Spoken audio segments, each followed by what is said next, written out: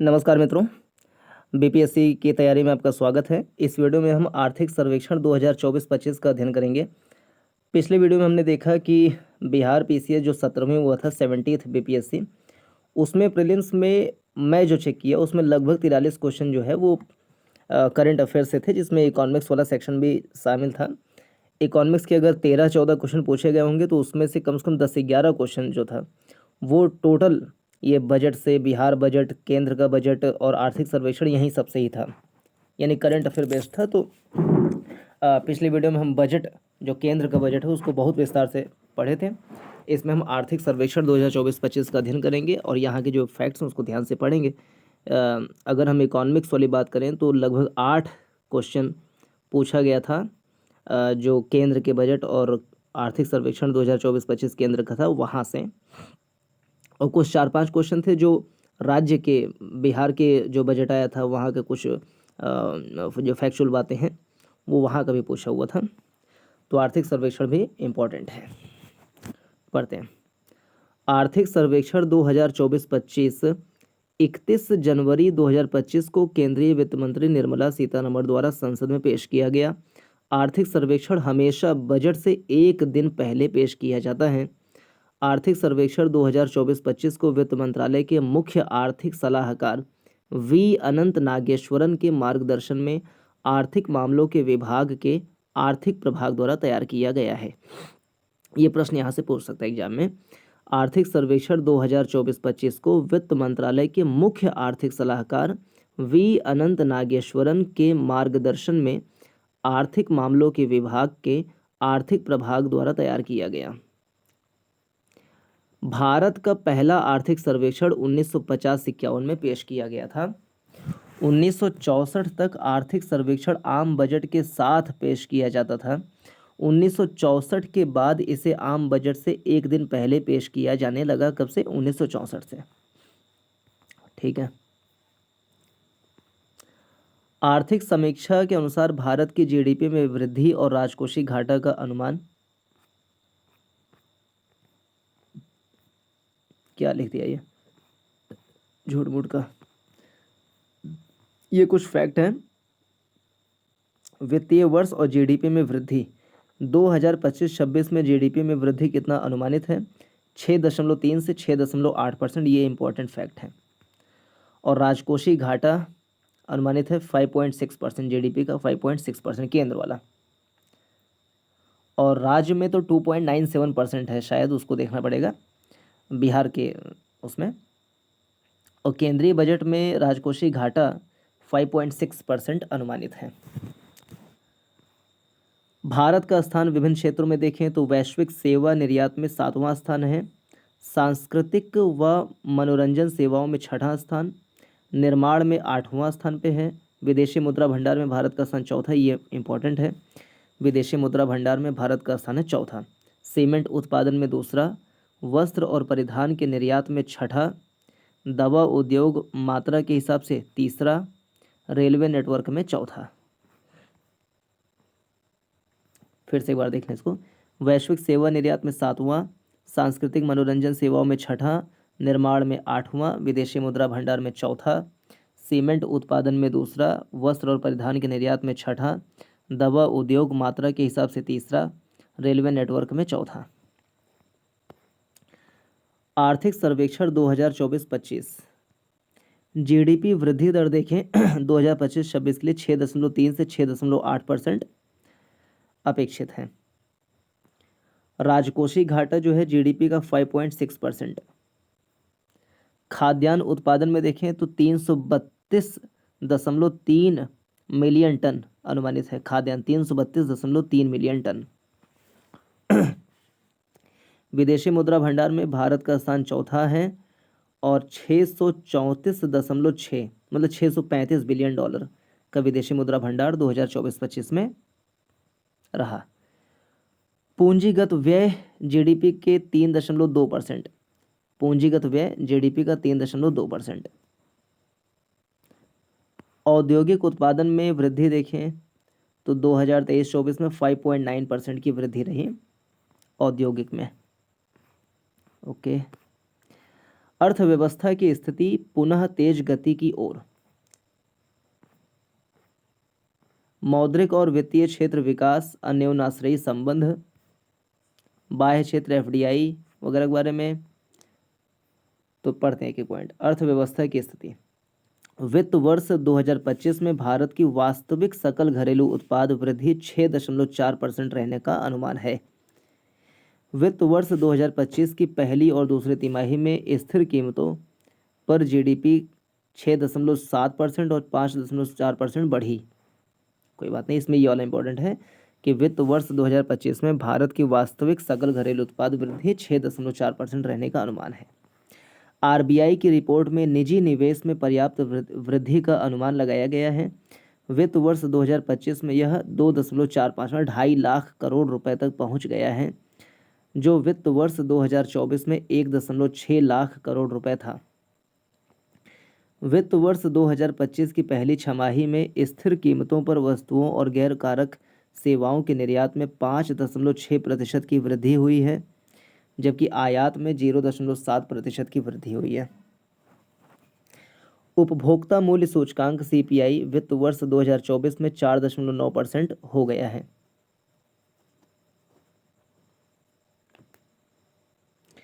उपभोक्ता मूल्य सूचकांक वित्त वर्ष 2024 में उपभोक्ता मूल्य सूचकांक सीपीआई 4.9% हो गया है।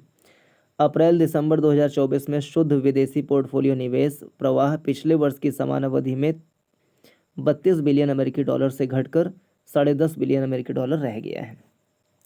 भारत का विदेशी मुद्रा भंडार बढ़कर सितंबर 2024 में 705 बिलियन डॉलर हो गया और 3 जनवरी 2025 में देखें तो 635 बिलियन डॉलर। तो रिसेंट वाला यही है, 3 जनवरी 2025 तक देखें तो 635 बिलियन डॉलर का विदेशी मुद्रा भंडार भारत का रहा है। बैंकिंग प्रणाली में सकल गैर निष्पादित परिसंपत्तियां घटकर 12 साल के निचले स्तर पर 2.6% आ गई हैं। 2023-24 की वार्षिक आवधिक श्रम बल सर्वेक्षण, ये इंपॉर्टेंट है, यहाँ से क्वेश्चन पूछा गया था 17वें में। 2023-24 की वार्षिक आवधिक श्रम बल सर्वेक्षण रिपोर्ट के अनुसार 15 वर्ष और उससे अधिक आयु के व्यक्तियों के लिए बेरोजगारी दर 2017-18 में 6% से घटकर 2023-24 में 3.2% हो गई है। ये फैक्ट है महत्वपूर्ण, 2024 के एग्जाम में पूछा हुआ था बीपीएससी में। 2023-24 की वार्षिक आवधिक श्रम बल सर्वेक्षण रिपोर्ट के अनुसार 15 वर्ष और उससे अधिक आयु के व्यक्तियों के लिए बेरोजगारी दर 2017-18 में 6% से घटकर 2023-24 में 3.2% हो गई है। वित्त वर्ष 2025 में कृषि क्षेत्र में 3.8% की वृद्धि होने की उम्मीद है। वित्त वर्ष 2025 में कृषि क्षेत्र में 3.8% की वृद्धि होने की उम्मीद है। किसमें? कृषि में 2025 में 3.8% की वृद्धि होने की उम्मीद, और औद्योगिक क्षेत्र में 6.2%, सेवा क्षेत्र में 7.2% की वृद्धि होने का अनुमान है। भारतीय रिजर्व बैंक आरबीआई का वित्तीय समावेशन सूचकांक मार्च 2024 के अंत में 64.2 रहा। भारतीय रिजर्व बैंक आरबीआई का वित्तीय समावेशन सूचकांक मार्च 2024 में 64.2 रहा। ठीक है। 31 दिसंबर 2024 तक पूंजी बाजारों में निवेशकों की संख्या 13.2 करोड़ तक पहुंच गई है। अप्रैल से दिसंबर 2024 तक रियल एस्टेट इन्वेस्टमेंट ट्रस्ट और इंफ्रास्ट्रक्चर इन्वेस्टमेंट ट्रस्ट द्वारा 16,500 करोड़ रुपए जुटाए गए हैं। 23 मई 2024 को बीएसई सूचीबद्ध शेयरों का कुल बाजार पूंजीकरण पहली बार 5 ट्रिलियन अमेरिकी डॉलर के मील के पत्थर से ऊपर बंद हुआ। जीवन बीमा की पहुंच वित्त वर्ष 2024 में 2.8% हो गई है। कुल बीमा की पहुंच 3.7%। देश में बीमा घनत्व में मामूली वृद्धि देखी गई, जो वित्त वर्ष 2023 में 92 अमेरिकी डॉलर से बढ़कर वित्त वर्ष 2024 में 95 अमेरिकी डॉलर हो गया है। 24 अगस्त 2024 को सरकार ने सरकारी कर्मचारियों के लिए एकीकृत पेंशन योजना को मंजूरी दी है। वैश्विक साइबर सुरक्षा सूचकांक 2024 में भारत का टियर 1 स्कोर 100 में से 98.49 98 है। बाह्य क्षेत्र FDI, यहाँ से प्रश्न आता है एग्जाम में अक्सर। वित्त वर्ष 2025 के पहले 9 महीनों में भारत के कुल निर्यात में सकारात्मक वृद्धि देखी गई है, जो 6% की वार्षिक वृद्धि के साथ 602 बिलियन अमेरिकी डॉलर तक पहुंच गया है। अप्रैल दिसंबर 2024 के दौरान कुल आयात 6.9% की वार्षिक वृद्धि के साथ 682 बिलियन डॉलर रह गए। तो 602 बिलियन का निर्यात रहा है और 682 बिलियन का आयात रहा है, तो कुल मिला के 80 बिलियन डॉलर का व्यापारिक घाटा रहा है। ठीक, 80 बिलियन डॉलर का व्यापारिक घाटा रहा है। भारत ने 2030 तक वस्त्र निर्यात में 150 बिलियन अमेरिकी डॉलर का लक्ष्य रखा है। ये इंपॉर्टेंट है। दूरसंचार, कंप्यूटर और सूचना सेवाओं में भारत वैश्विक निर्यात बाजार का 10% हिस्सा रखता है। क्या? दूरसंचार, कंप्यूटर और सूचना सेवाओं में भारत वैश्विक निर्यात बाजार का 10% हिस्सा रखता है। दुनिया में दूसरा सबसे बड़ा निर्यातक है दूरसंचार, कंप्यूटर, सूचना सेवाओं का। भारत का B2C ई कॉमर्स बाजार 2026 तक 150 बिलियन अमेरिकी डॉलर तक बढ़ने का अनुमान है। भारत का ई कॉमर्स बाजार 2030 तक 200 से 300 बिलियन अमेरिकी डॉलर तक बढ़ने की उम्मीद है। वित्त वर्ष 2025 के पहले 8 महीनों के दौरान भारत में शुद्ध FDI 0.48 बिलियन अमेरिकी डॉलर रहा। अप्रैल से दिसंबर 2024 के दौरान भारत में शुद्ध FPI प्रवाह पिछले वर्ष की समान अवधि के 31.7 बिलियन अमेरिकी डॉलर से कम होकर 10.6 बिलियन अमेरिकी डॉलर हो गया है। भारत ने दुनिया के सबसे बड़े विदेशी मुद्रा भंडार रखने वाले देशों में अपना स्थान सुरक्षित रख लिया है, जो चीन, जापान, स्विट्जरलैंड के बाद वैश्विक स्तर पर चौथे स्थान पर है। तो विदेशी मुद्रा भंडार में भारत का स्थान चौथा है। सबसे ज़्यादा विदेशी मुद्रा भंडार चीन, जापान, स्विट्जरलैंड। चीन, जापान, स्विट्जरलैंड, फिर भारत। अर्थव्यवस्था, कीमतें, मुद्रास्फीति, यहाँ से भी इम्पोर्टेंट प्रश्न आते हैं। 2024 में पूछा भी गया था कि हेडलाइन मुद्रास्फीति क्या है। IMF ने भारत के लिए वित्त वर्ष 2025 में 4.4% और वित्त वर्ष 2026 में 4.1% की मुद्रास्फीति दर का अनुमान लगाया है। महत्वपूर्ण है। IMF का अनुमान है कि 2025 में भारत का जो मुद्रास्फीति दर है 4.4% और 2026 में 4.1% रहने का अनुमान है। अंतर्राष्ट्रीय मुद्रा कोष ने 2024 और 2025 के लिए जो अनुमान लगाया, छोड़े इसको। 2025 में 4.4% और 2026 में 4.1% का मुद्रास्फीति दर अनुमान लगाया है IMF ने। वित्त वर्ष 2025 में खुदरा मुद्रास्फीति 4.9% रह गई है। ठीक है, 5.4 से घट के कोर मुद्रास्फीति अपने सबसे निचले स्तर पर पहुंच गई है। उपभोक्ता खाद्य मूल्य सूचकांक वित्त वर्ष 2024 में 7.5% से घटकर 2025 में 8.4 बढ़कर 8.4% हो गई है। उपभोक्ता खाद्य मूल्य सूचकांक 8.4%। ठीक, मध्यम अवधि का परिदृश्य, भारत को विकसित भारत वित्तीय लक्ष्य को प्राप्त करने के लिए लगभग 1 या 2 दशक तक स्थिर कीमतों पर औसतन 8% की वृद्धि दर हासिल करने की आवश्यकता है। खान मंत्रालय ने भारत की आर्थिक सुरक्षा के लिए 33 महत्वपूर्ण खनिजों का विश्लेषण किया है। भारत 75% लिथियम आयन बैटरी चीन से मंगवाता है। निवेश के बारे में और अवसंरचना, केंद्र सरकार द्वारा प्रमुख बुनियादी ढांचा क्षेत्रों पर पूंजीगत व्यय वित्त वर्ष 2024 तक 39% की दर से बढ़ाया गया है।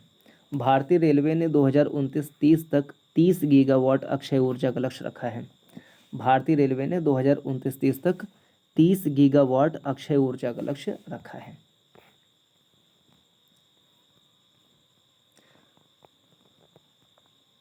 भारत ने कुल 63 लाख किलोमीटर का सड़क नेटवर्क है, जिसमें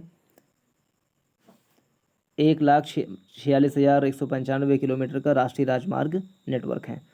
तो भारत में कुल मिला के कितना 63 लाख किलोमीटर लंबा सड़क नेटवर्क है।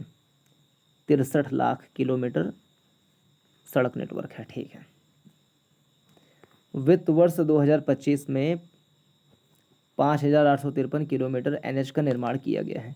एनएच कुल सड़क माल यातायात का लगभग 40% वहन करता है। राष्ट्रीय औद्योगिक गलियारा विकास कार्यक्रम का उद्देश्य 4 उन्नत औद्योगिक शहर बनाना है। ये शहर गुजरात में धोलेरा, महाराष्ट्र में शेंद्रा, बिडकिन, उत्तर में ठीक है। नवंबर 2024 तक बिजली क्षेत्र की स्थापित क्षमता 456 गीगावाट है। नवीकरणीय ऊर्जा अब भारत की कुल स्थापित क्षमता का 47% है। ओके। भारत वर्तमान में 56 सक्रिय अंतरिक्ष परिसंपत्तियों का संचालन करता है, जिनमें 19 संचार, ये वो ठीक है। उद्योग में भारत विनिर्माण में वैश्विक हिस्सेदारी 2.8% का योगदान है, जबकि चीन का 29% का योगदान है। भारत का विनिर्माण में वैश्विक हिस्सेदारी 2.8% है और चीन का 29% है। वित्त वर्ष 2025 में औद्योगिक क्षेत्र में 6.2% की वृद्धि हुई है। चीन के बाद भारत दुनिया का दूसरा सबसे बड़ा सीमेंट उत्पादक है 2024 में, ठीक है, दूसरा सबसे बड़ा सीमेंट उत्पादक है, ये ध्यान रखना। भारत में स्टील स्क्रैप की कुल घरेलू खपत 30 मिलियन टन है। ओके। भारत में ये पूछा गया था 2024 के बीपीएससी में, भारत ने स्मार्टफोन आयात पर अपनी निर्भरता कम कर दी है। अब 99% स्मार्टफोन घरेलू स्तर पर निर्मित किए जाते हैं। भारत का इलेक्ट्रॉनिक्स बाजार वैश्विक बाजार का 4% प्रतिनिधित्व करता है। भारत वस्त्र और परिधान का 6ठा सबसे बड़ा निर्यातक है और वैश्विक व्यापार में इसकी हिस्सेदारी 4% है। भारत का तत्कालीन कपड़ा उद्योग तेजी से बढ़ रहा है, जो वैश्विक स्तर पर 5वें स्थान पर है और भारत शुद्ध निर्यातक है। वैश्विक चिकित्सा उपकरण बाजार में भारत की अनुमानित हिस्सेदारी 1.5% है। एशिया में बाजार आकार के मामले में चौथे स्थान पर है। विपो रिपोर्ट 2022 के अनुसार भारत वैश्विक स्तर पर शीर्ष 10 पेटेंट फाइलिंग कार्यालयों में 6ठे स्थान पर है। भारत विपो द्वारा विज्ञान प्रौद्योगिकी क्लस्टर रैंकिंग 2024 में भारत के 4 शहरों के साथ दुनिया के शीर्ष 100 विज्ञान और प्रौद्योगिकी क्लस्टरों में चौथे स्थान पर है। वित्त वर्ष 2021 में अनुसंधान एवं विकास पर सकल व्यय 0.64% रहा है जीडीपी का। 26 नवंबर 2024 तक एमएसएमई ने 23.25 करोड़ व्यक्तियों को रोजगार प्रदान किया है। एमएसएमई को विस्तार की क्षमता के साथ इक्विटी फंडिंग प्रदान करने के लिए सरकार ने 50,000 करोड़ रुपए के साथ आत्मनिर्भर भारत कोष शुरू किया है। 4 राज्य गुजरात, महाराष्ट्र, कर्नाटक, तमिलनाडु। गुजरात, महाराष्ट्र, कर्नाटक, तमिलनाडु कुल औद्योगिक जीवीए का 43% बनाते हैं। सेवा क्षेत्र भारत वैश्विक सेवा निर्यात में 4.3% की हिस्सेदारी रखता है और 7वें स्थान पर दुनिया में। वर्तमान मूल्यों पर कुल जीवीए छोड़ो 55% हो गया है। जीडीपी में 55% योगदान है सेवा क्षेत्र का। भारत 2024 में भारत के सेवा निर्यात में कंप्यूटर सेवाओं और व्यावसायिक सेवाओं का निर्यात 70% था। छोड़ो चीज़ भारतीय रेलवे दुनिया का चौथा सबसे बड़ा रेलवे नेटवर्क बन गया है। भारतीय रेलवे दुनिया का चौथा सबसे बड़ा रेलवे नेटवर्क बन गया है। सरकार ने वित्त वर्ष 2029 तक सभी 4 लेन 2029 तक सभी 4 लेन राष्ट्रीय राजमार्ग और हाई स्पीड कॉरिडोर पर बाधा मुक्त टोलिंग शुरू करने का लक्ष्य रखा है। ध्यान रहे, कभी पूछ ले। भारत सरकार ने 2047 तक भारतीय जहाज निर्माण और जहाज मरम्मत को वैश्विक स्तर पर शीर्ष 5 स्थान दिलाने का उद्देश्य से मैरीटाइम इंडिया विजन 2030 और मैरीटाइम अमृतकाल विजन 2047 लॉन्च किया है। भारत में जल मार्गों की कुल नौगम्य लंबाई लगभग 14,850 किलोमीटर है और अक्टूबर 24 तक देश में 26 चालू जलमार्ग हैं। पर्यटन क्षेत्र का सकल घरेलू उत्पाद में योगदान 23 में महामारी पूर्व 5% पर पहुंच गया। पर्यटन क्षेत्र में 2023 में 7.6 करोड़ नौकरियां पैदा की। पर्यटन के माध्यम से विदेशी मुद्रा आय 28 बिलियन अमेरिकी डॉलर रहा है। 2024 में वैश्विक रियल एस्टेट पारदर्शिता सूचकांक में भारत 89 देशों में 31वें स्थान पर था। 31 अक्टूबर 24 तक भारत 1.2 बिलियन से अधिक टेलीफोन ग्राहकों, 84% समग्र टेलीघनत्व, कृषि और खाद्य प्रबंधन। यह क्षेत्र वित्त वर्ष 2024 के प्रारंभिक अनुमानों में मौजूदा आधार पर सकल घरेलू उत्पाद में लगभग 16% का योगदान किया। तो कृषि का योगदान जीडीपी में 16% है। 16% कृषि का हो गया, 55% सेवा का हो गया, 6 5 11 5 1 6 7 71 ये हो गया, यानी कि 29% योगदान है विनिर्माण क्षेत्र का। तो प्राथमिक क्षेत्र का योगदान मतलब कृषि क्षेत्र का कह लें 16%, 29% विनिर्माण का और 55% है सेवा क्षेत्र का। ये एक प्रश्न पूछा भी गया था, लेकिन बिहार के संदर्भ में था वो। तो देश के संदर्भ में 16% कृषि का, 29% विनिर्माण का, 55% सेवा क्षेत्र का योगदान है जीडीपी में। 2025 के दूसरे तिमाही में कृषि क्षेत्र ने 3.5% की वृद्धि की है। 2017 से 2023 के दौरान औसत वार्षिक वृद्धि 5% दर्ज की गई है। एक प्रमुख वैश्विक अनाज उत्पादक के रूप में भारत का विश्व के कुल उत्पादन में 11.5% का योगदान है। कृषि में जो टॉप प्रदर्शन कर रहे हैं आंध्र प्रदेश, मध्य प्रदेश, तमिलनाडु वगैरह। शुद्ध बोए गए क्षेत्र का लगभग 55% सिंचाई प्राप्त करता है। भारत के 2/3 से अधिक कृषि भूमि सूखे के खतरे का सामना करती है। कितना? 2/3 से अधिक भूमि। सीमांत और छोटे पैमाने के किसान भारत की कृषि जोत का 85% है। ये किसान आमतौर पर 2 हेक्टेयर से कम आकार की भूमि पर खेती करते हैं। 85% है सीमांत और छोटे किसान। मार्च 2024 तक देश में 7.25 करोड़ चालू केसीसी खाते हैं, जिन पर करीब 10 लाख करोड़ रुपए का ऋण बकाया है। पशुधन क्षेत्र कृषि विकास का एक प्रमुख चालक बन गया है, जिसने कृषि के सकल मूल्यवर्धन जीवीए में योगदान वित्त वर्ष 2023 में 30% कर दिया। सरकार ने ई नाम योजना शुरू की है। यह पहल आवश्यक हार्डवेयर के लिए कृषि उपज बाजार समिति मंडी को 75 लाख रुपए की मुफ्त सॉफ्टवेयर और वित्तीय सहायता प्रदान करती है। वित्त वर्ष 2023 में कुल मछली उत्पादन अंतर्देशीय समुद्री मिला के 184 लाख टन हो गया है। ठीक है। जलवायु और पर्यावरण अनुकूलन की अनिवार्यता। सितंबर 2024 में शुरू किया गया भू-नीर पोर्टल भूजल संसाधनों के प्रबंधन और विनियमन, भूजल उपयोग में पारदर्शिता, दक्षता और स्थिरता बढ़ावा देने के लिए केंद्रीय भूजल प्राधिकरण का पोर्टल है। छत्तीसगढ़ के धमतरी जिले में समुदाय विशेषकर महिलाओं को शामिल करके वर्षा जल संचयन, छत से पानी इकट्ठा करने और अपशिष्ट जल प्रबंधन पर केंद्रित जल। ठीक है। भारत के स्थापित उत्पादन क्षमता में देखें कोयला। भारत के स्थापित उत्पादन क्षमता ऊर्जा क्षेत्र में तो कोयला से 46% एनर्जी आ रही है, सौर ऊर्जा से 20%, पवन से 10%, हाइड्रो से 10%, गैस से 5%। तो सबसे ज़्यादा कोयला से 46%, सौर ऊर्जा से 20.5%, पवन ऊर्जा से 10.5%, हाइड्रो से 10%, गैस से 5.5%। ओके। बाकी मिशन लाइफ का लक्ष्य 2022 से 2028 तक पर्यावरणीय कार्यवाही के लिए विश्व स्तर पर 1 बिलियन लोगों को संगठित करना है, जिसके तहत 2028 तक भारत के 80% गाँव और शहरी क्षेत्र पर्यावरण के अनुकूल बन जाएंगे। शिक्षा पर व्यय बढ़कर 9 लाख करोड़ रुपए हो गया है। स्वास्थ्य पर 6.1 लाख करोड़ रुपए। स्वास्थ्य पर प्रति व्यक्ति व्यय मौजूदा कीमतों पर 6,600 रुपये प्रति व्यक्ति होने का अनुमान है। भारत की स्कूली शिक्षा प्रणाली 25 करोड़ छात्रों को सेवा प्रदान करती है, जिसमें सरकारी स्कूल का 70% योगदान है, 69%। प्राथमिक स्तर पर स्कूल छोड़ने वालों की दर में लगातार कमी आ रही है। सरकार का लक्ष्य उच्च शिक्षा में 2035 तक सकल नामांकन अनुपात को 50% तक बढ़ाना है। 1 जनवरी 2025 तक 36.36 करोड़ से अधिक आयुष्मान कार्ड जारी हुए हैं। तो 36 करोड़ से ज़्यादा आयुष्मान कार्ड जारी हुए हैं। उत्तराखंड सरकार द्वारा ई स्वास्थ्य धाम पोर्टल शुरू किया गया। यह पोर्टल 4 धाम यात्रा के तीर्थयात्रियों के स्वास्थ्य मापदंडों की निगरानी करेगा। WHO के एक अध्ययन में पाया गया कि अवसाद और चिंता के कारण उत्पादकता में कमी होने से वैश्विक स्तर पर सालाना $1 ट्रिलियन का नुकसान होता है।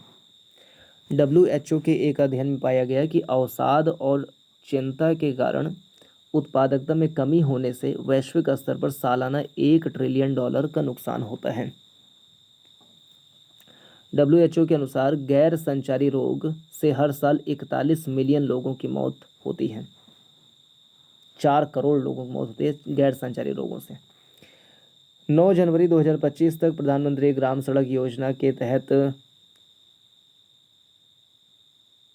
7,70,000 किलोमीटर लंबी सड़क बनाई गई। प्रधानमंत्री आवास योजना ग्रामीण के तहत 2016 से अब तक करीब 2.7 करोड़ घर पूरे किए गए। रोजगार वगैरह, भारत की 26% आबादी 10 से 24 वर्ष के बीच में है। 26%, एक चौथाई आबादी 10 से 24 साल के बीच में है और औसत आयु भारत का है 28 साल।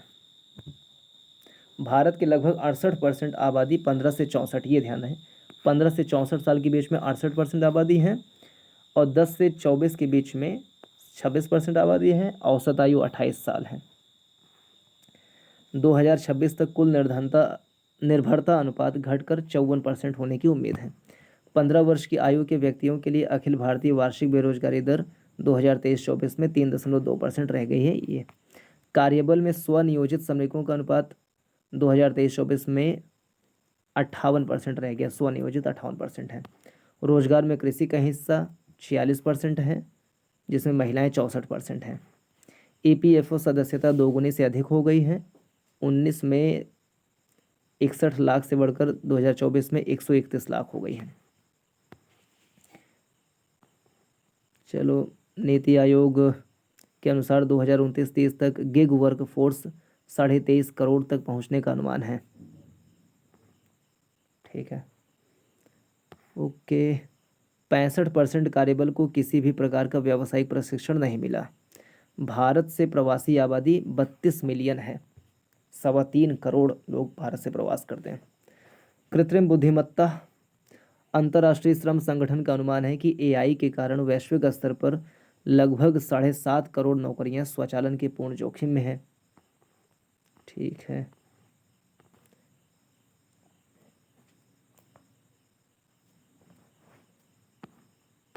तो इसमें इतना ही। नमस्कार, जय हिंद।